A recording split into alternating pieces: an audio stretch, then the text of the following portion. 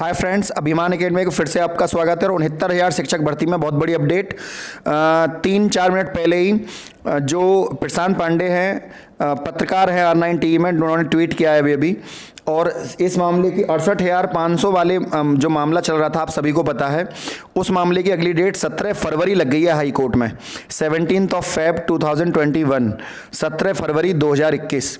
अब इस मामले में क्या हुआ, जज साहब ने सीधे सीधे सुनवाई करते हुए ये पूछा सरकारी वकील से कि आपके खिलाफ या सरकारी तंत्र के खिलाफ क्यों ना हो अवमानना की कार्रवाई। जो 22,221 पद शेष बचे हुए थे, 22,221 पदों पर आपने भर्ती क्यों नहीं करी। उन भर्तियों को भरते हुए और अपना हलफनामा आप दाखिल करें कोर्ट में। अगली डेट 17 फरवरी लगा दी है। तो सरकारी महकमे में 22,000 सीटों को जोड़ने को लेकर शासन स्तर पर भी मंथन चल रहा है। ये बहुत बड़ी अपडेट है और इसकी 17 फेब को जो अगली डेट लगी है, उससे पहले ही जो हमारा केस होगा सुप्रीम कोर्ट में, वहां भी तो जब चारों तरफ से सरकार के ऊपर दबाव पड़ेगा तो सरकार अपने आप ही इस काम को करेगी, क्योंकि वो भी supreme justice U Lalit sir का आदेश था जिनमें इन पदों को भरना था। सरकार ने पदों को भरा नहीं।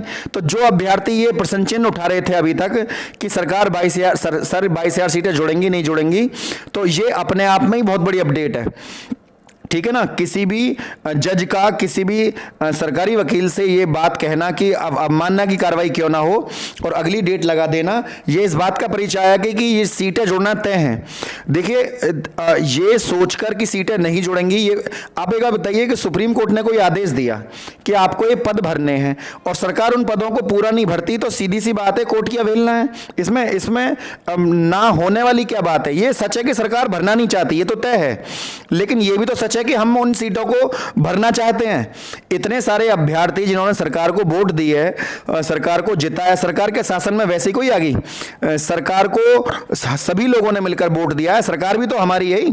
तो सरकार यदि हमारी बात नहीं सुनती है तो सीधी सी बात है कि न्यायालय उसके लिए खुला हुआ है। अब न्यायालय, जब जज साहब ये बोल रहे हैं कि अवमानना की कार्रवाई होना तय है और हलफनामा मांगा है, तो बहुत बड़ी अपडेट है ये बात। और यही चीजें जो हैं, छोटे छोटे पॉइंट, ये सुप्रीम कोर्ट में भी काम आएंगे। तो बहुत ही मैं बस ये बोलना चाहता हूं कि लीगल पॉइंट्स हैं इन सीटों को जुड़ने के पीछे।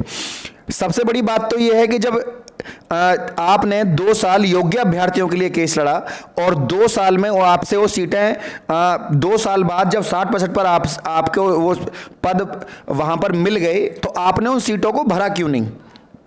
1,46,060 बच्चा पास हुआ है, आपने उसमें से 68,000 को नौकरी दी, बाकी सीटें आपने खाली रख ली और आप अगली जो भर्ती आ रहे हैं उसमें पद को कैरी फॉरवर्ड कर रहे हैं। तो आपने एक विशेष वर्ग को कैरी फॉरवर्ड कर दिया, बाकी बच्चे कहां जाएंगे जिनकी एज निकलने वाली है। तो ये जो एज फैक्टर है, ये भी अपने आप में बहुत बड़ी बात है।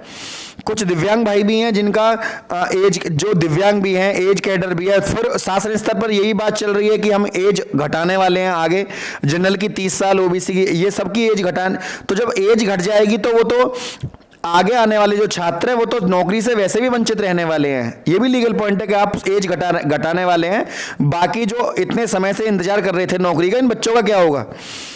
तो ये ऐसा नहीं है कि कोई जो वहां आंखों पर पट्टी बांधकर बैठा हुआ है न्यायपालिका, ऐसा भी नहीं है। कुछ अभ्यर्थी को यह भी कहना है कि सर न्यायपालिका भी सरकार की होती है। देखिए, न्यायपालिका मुक्त है। भारत एक बहुत बड़ा लोकतांत्रिक देश है और जिसमें न्यायपालिका यदि ऐसे काम करेगी तो उसके ऊपर प्रश्न चिन्ह है। तो आप इस बात को दिमाग से निकाल दें कि कई बार ऐसा हुआ है कि सरकार को कोर्ट से उनके मन मुताबिक फैसले नहीं मिलते हैं सरकार को। ऐसा नहीं है कि न्यायपालिका बिकी हुई है। हमें न्यायपालिका पर पूरा भरोसा, और वहां से देख लें आप। अब बताइए, आप हाई कोर्ट में जब सरकार से पूछा जा रहा है आपके खिलाफ अवमानना का केस, मतलब अवमानना क्यों ना हो आपके खिलाफ, तो ये बहुत बड़ी बात है। अब आप इस समय तो नहीं कह सकते ना। तो या आप ऐसा भी नहीं हो सकता कि आप हमेशा आपके पक्ष में ही फैसला है।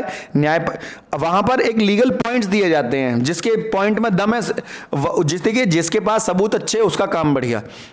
न्यायपालिका इस आधार पर चलती है। ये तो ये बहुत ही पॉजिटिव चीज़ मैं चाह रहा था कि आपको इस चीज़ के बारे में अपडेट दूं। तो फ्रेंड, जो भी अभ्यर्थी अभी भी याची के लिए अपना आगे अपना नाम लिखाना चाहते हैं, गिवन नंबर दिया हुआ है, इस पर अपना आधार कार्ड और अपना दोनों साइड से, आधार कार्ड की फ्रंट साइड भी और बैक साइड भी, उसके अलावा सुपर टेट का रिजल्ट, आप अपना आवेदन प्रमाण पत्र, उनके साथ आप हमें इस पर कॉल नहीं करनी है, आपको केवल व्हाट्सएप पर अपनी डिटेल सेंड करनी है। उसके बाद आगे की प्रक्रिया हम आपको बताएंगे। और जो भी हमारे केस में हमारे साथ जुड़ना चाहता है हमारी टीम के साथ, उसका मोस्ट वेलकम है। बस यही सूचना देनी थी। आज के लिए इतना ही। जय हिंद, जय भारत।